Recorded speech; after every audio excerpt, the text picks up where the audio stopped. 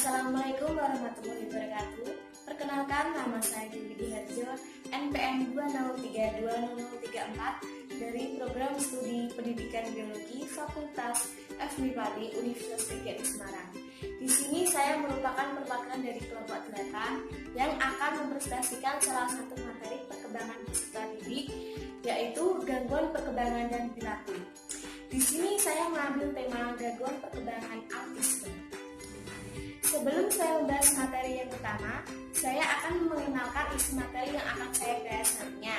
Yang pertama ada pengertian autisme, yang kedua ciri atau karakteristik autisme, yang ketiga faktor penyebab autisme, yang keempat gejala autisme pada anak, yang kelima upaya untuk mengatasi anak autisme. Yang pertama ada pengertian autisme. Autis berasal dari kata autos yang artinya sendiri dan isme yang berarti suatu aliran. Jadi dapat diartikan suatu bahan yang tertarik hanya pada dunianya sendiri. Autisme adalah gangguan perkembangan dan perilaku pada anak secara kompleks yang mempengaruhi cara seseorang dalam berkomunikasi, interaksi sosial, aktivitas imajinasi, dan gangguan sensorik, pola bermain, perilaku, dan emosi. Gangguan ini terjadi akibat adanya kelainan syaraf tertentu yang menyebabkan fungsi otak tidak bekerja secara normal. Ciri atau karakteristik anak yang mengalami gangguan autisme, yaitu yang pertama, sulit berkomunikasi baik verbal maupun non-verbal. Anak autis memiliki gaya bicara yang khas, yaitu gagap, terlambat, dan kurang tanggap mengerti kata-kata yang sering digunakan orang berbicara pada umumnya. Dari segi non-verbal, anak autis sering menggunakan bahasa tubuh seperti menunjuk, melambai, dan tidak melakukan kontak mata saat berbicara. Yang kedua, tumbuh kembang yang tidak seimbang, yang disebabkan sistem motorik anak autis mengalami gangguan sehingga otaknya pun tidak berkembang dengan baik. Kemudian yang ketiga, sulit untuk bersosial, yang dikarenakan anak autis memiliki dunianya sendiri dan biasanya akan terlihat saat bermain, maka ia akan mengekspresikan kemampuan bicaranya. Yang keempat, melakukan aktivitas secara berulang. Anak autis akan melakukan kegiatan yang berulang dalam frekuensi yang diulang. Kemudian yang kelima, emosi yang tidak stabil. Di samping itu, anak autis tidak dapat mengontrol dan mengendalikan emosinya. Ketika ia marah, ia akan merasa. Kemudian, dia bisa tiba-tiba menangis, menjerit, atau tertawa tanpa sebab. Kemudian yang keenam, memiliki kemampuan luar biasa dalam satu bidang. Biasanya, anak autis memiliki kemampuan yang luar biasa dalam satu bidang. Misalnya menggambar. Karena kesulitan dalam beradaptasi dan berinteraksi dengan orang lain, maka ia menggunakan kebiasaan secara berulang. Akibatnya, ia menjadi tekun dan mendalami apa yang sudah dia lakukan. Faktor penyebab anak mengalami gangguan perkembangan autisme, yang pertama, psikologis dan keluarga. Faktor psikologis yang dapat menyebabkan gangguan autis adalah ketidaksadaran dan ketidakpahaman akan eksistensi diri yang sebenarnya berbeda dengan orang lain, lalu tidak memiliki percaya diri pada kekuatan dan potensinya.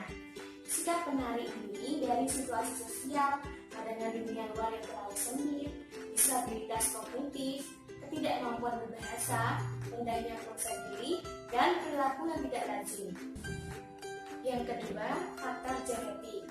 Faktor ini berdasarkan pada pewarisan sifat induk melalui kromosom kedua orang tua saat terjadi pembuahan.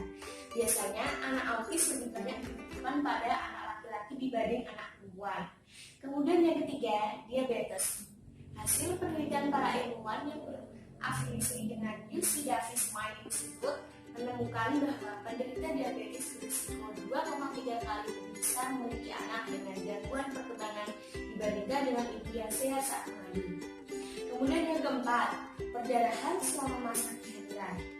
Sering bersumber dari placenta complication yang dapat menyebabkan gangguan perkembangan pada otak yang bisa menyebabkan lahirnya anak autisme.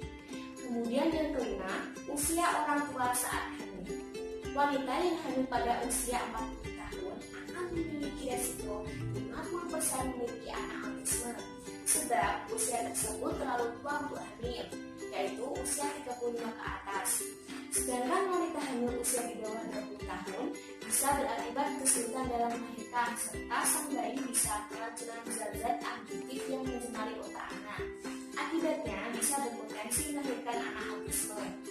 Kemudian yang keenam, jenis imunisasi seperti MMR atau Measles and Rubella dan hepatitis B pada bayi dapat juga menjadi pemicu munculnya autisme karena diperkirakan vaksin tersebut mengandung zat pengawet. Tanda atau gejala anak mengalami autisme di antaranya yang pertama, kehilangan kemampuan berbicara atau berinteraksi. Yang kedua, tidak memberi respon bahagia atau senyum hingga usia 6 bulan. Yang ketiga, tidak meniru suara atau ekspresi wajah hingga usia 9 bulan. Yang keempat, tidak mengoceh hingga usia 14 bulan. Yang kelima, tidak mengucapkan satu kata pun hingga usia 16 bulan.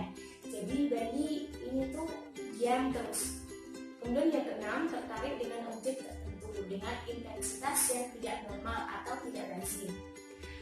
Adapun cara untuk mengatasi anak autisme di antaranya yang pertama, pemeriksaan histopatologi guna untuk melihat pembentukan sel-sel di daerah hipokampus dan enggel di kedua sisi otak.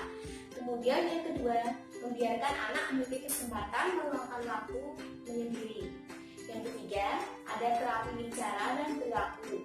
Sebagian besar anak dengan autisme mengalami kesulitan berbicara. Pada kasus lain, mereka bisa berbicara, namun tidak bisa berinteraksi secara normal dengan orang lain. Nah, disinilah pentingnya terapi bicara dilakukan. Umumnya, anak-anak dengan autis merasa sangat sensitif kepada cahaya, suara, dan sentuhan, maka bisa dilakukan terapi perilaku untuk membiasakan hal tersebut. Yang keempat, tidak memaksa anak. Anak yang memiliki gangguan autisme cenderung tidak menyukai ketika ia dipaksa untuk melakukan sesuatu. Kemudian yang kelima, jauhkan dari perilaku yang kasar. Yang keenam, memeriksa EEG yang merupakan terapi berbasis sensor dan pada dasarnya anak autisme mengalami gangguan memproses rangsangan seperti suara dan sentuhan. Terapi ini bertujuan untuk mengatur informasi yang diterima dari sensor-sensor tubuhnya. Kemudian yang ketujuh, terapi akupuntur.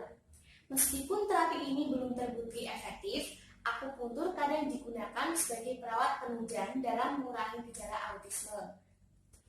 Sekian presentasi yang dapat saya sampaikan. Apabila ada kesalahan, saya mohon maaf yang sebesar-besarnya. Terima kasih. Wassalamualaikum warahmatullahi wabarakatuh.